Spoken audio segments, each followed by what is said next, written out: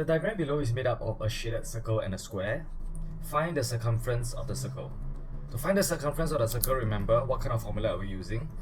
Okay, anyway, this is the short form for circumference. Okay, so it's circle, a dot, and CE underline.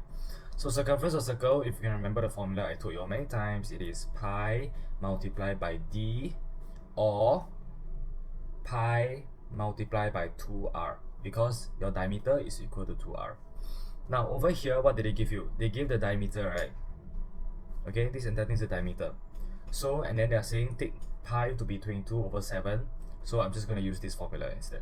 So our d over here, the diameter is 28, and our pi is 22/7.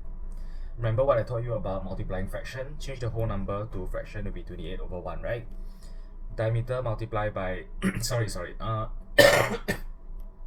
numerator multiplied by numerator, denominator multiplied by denominator.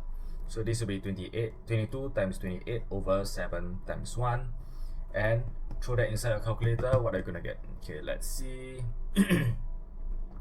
22 multiplied by 28, that will give us 616/7, simplified into 88, and therefore 88 will be the answer. If you choose to use this, is fine as well, but it's going to be the same.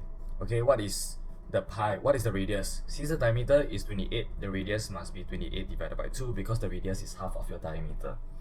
Okay, so your radius will be 14. So the same thing, see, pi times 2 times 14, isn't it pi times 28? See, it's still the same thing, right? So you still get the same answer for this. Remember the formula for the circumference, and remember your shorthand, and this will help you when you're doing your examination.